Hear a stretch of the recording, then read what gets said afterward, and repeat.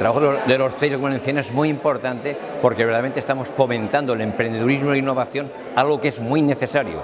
Y pues una vez fomentado esto, trabajamos mucho en la posible creación de nuevas iniciativas empresariales, principalmente innovadoras, y algo que no hace mucha gente es ayudarlas a que se consoliden en el tiempo, que es lo que verdaderamente nos genera un tejido industrial potente.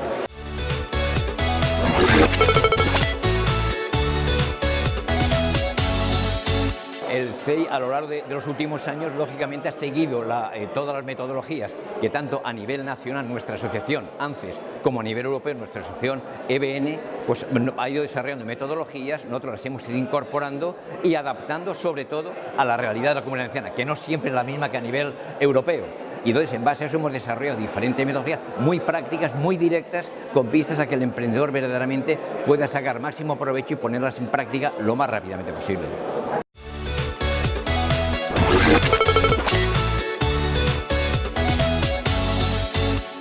Bueno, creo que Focus Pyme y Emprendimiento es algo muy importante porque independientemente del gran evento que vamos a celebrar en Castellón,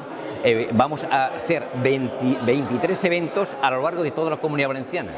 cubriendo a 29 comarcas, con lo cual vamos a llevar el Focus y el emprendimiento prácticamente por toda la vertebración de la Comunidad Valenciana. El evento principal, lógicamente, el de Castellón, pero vamos a llegar, aparte del de Castellón, a más de 2000 personas, que creo que es algo muy importante para movilizar el tema de la innovación y el emprendimiento en la Comunidad Valenciana.